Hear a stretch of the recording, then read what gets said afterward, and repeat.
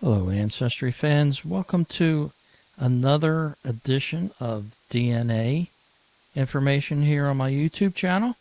And up on the screen, as you can see here, I have my 23andMe website open, and I'm going to sign in just a second. Now, over the past couple weeks, I've been thinking about the different major services and which has the better database.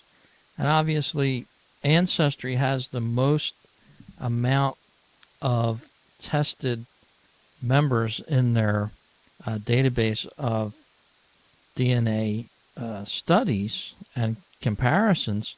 But then I started thinking who would be number two. And one of my favorite services in relationship to what they have me down for ethnicities is 23andMe. It's a U.S.-based company, and it's a little bit different from the other companies that are in this business. Ancestry obviously has a lot of credit due to them for maintaining family trees and things like that in their Ancestry.com website. And that's something that 23andMe is more of a science type of a website to me, testing for health. Also Ancestry, obviously, but it really started out as sort of a health testing service as well back in 2007. Now here's a graphic on how many customers, aka people in the database, that each company has. And this is as of last year. This is in 2019. I'm going back a little bit for this, but it's a good article. And it shows you Ancestry at the time, 15 million customers tested with the database. This is a year ago. Coming in second, no surprise to me, in the purple here, 23andMe. They were up to 10 million people approximately a year and a half ago. Okay, and here's the other services. MyHeritage is in orange. They have approximately 2.5 million at this time. And then the other services sort of lagged behind. Family Tree DNA is kind of a very small database. I always thought they were much larger than they are here.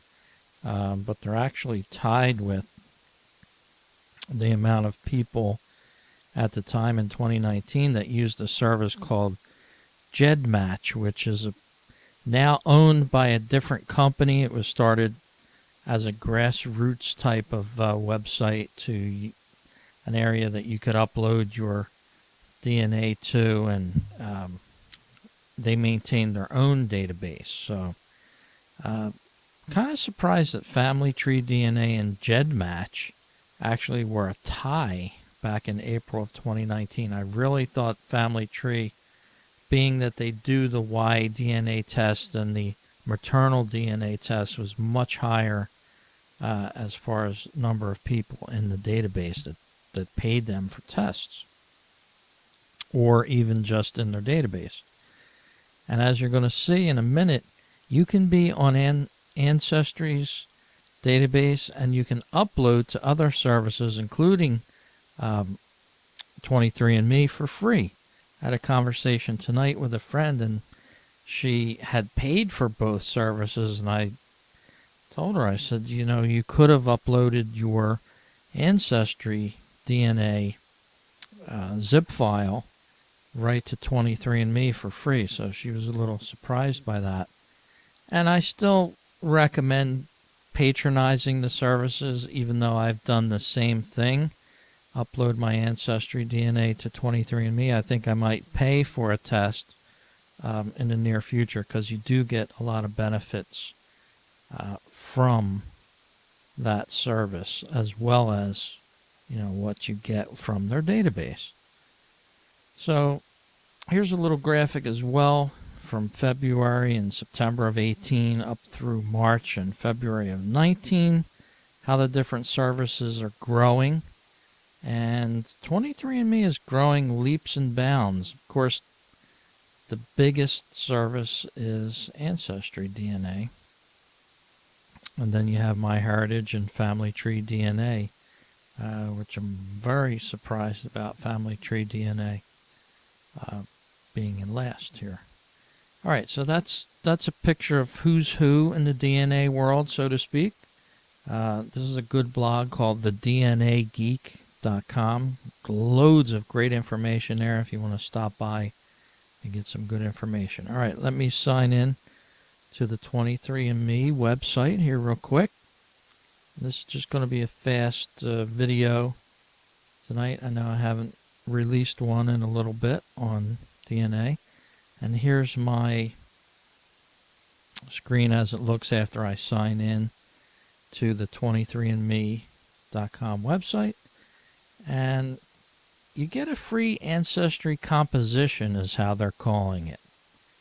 And just by uploading your Ancestry DNA to 23andMe, you create an account for free. And then you can upload to it in a day or two, maybe even 3. You'll get an email saying your results are ready, just as if you paid for a test with your Ancestry Composition. Because you have to keep in mind that with every new DNA upload that these companies get, it's more information that they can use in their database. And they're selling a lot of this information to different companies with private studies. GlaxoSmithKline, which is one of the big pharmaceutical companies, paid 23andMe $300 million less than a year ago to use their database for certain studies that they're carrying on. So let me just click here to my Ancestry Composition, and I'll show you a little bit why I really like this service.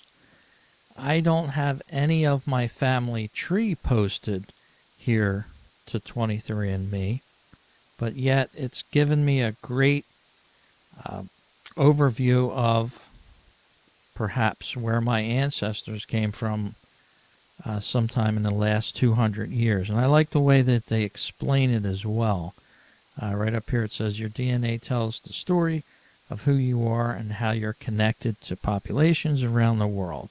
Trace your heritage through the centuries and uncover clues about where your ancestors lived and when. So right here on my breakdown, Northwestern European, 99.9%. There's this little unassigned 0.1% that I'm intrigued about here. It's an unassigned number. So it never reached 100% for me for some reason. So here's British and Irish, 81.3%, which I think is right on the money. And I like the way they break down the British and Irish category in just 2 simple terms. Ancestry's up to like 4 different listings, from Irish to Scottish to Great Britain to, it's too all over the place. I just love the way they have basically 2 listings here covering all of Great Britain and Ireland. 18 plus regions were detected from other tests that 23andMe have in their database. Again, I'm going to say it's really strong. Now, in my Ancestry database, they have me in Northern Ireland, and I can actually trace a relative on my father's side. His mother's mother came from Northern Ireland. Now, this didn't reflect in this 23andMe. They gave me a number of different counties that people lived in that had some DNA matches to me. But I can say that my relatives of great-grandfathers and mothers that came from this area, they're not represented here. I know they came from Belfast, and other areas, but not necessarily the ones that are highlighted here. So anyhow, it's a great breakdown of the number. And over in the United Kingdom, if I look at that in my specific instance, anyway, I'm going to zoom in here a little if I can. Different areas of the UK, England, it's got London highlighted, and right up here is West Yorkshire, and I have a load of family on my father's side of his great-grandfather that came from this area. So right there, it sort of hit it right on the mark with that. And that's something that Ancestry really didn't do. So I'm very intrigued by the database that 23andMe has. Right here you're seeing in the last 200 years your ancestors may have lived in the following locations. And I think it got Great Britain for me and United Kingdom right on the money. So this breakdown is perfect. And I can trace that from my own family tree. However, I like the fact that 23andMe doesn't have that information. It doesn't have birth dates, death dates, locations of this, but yet it matched up perfectly for me.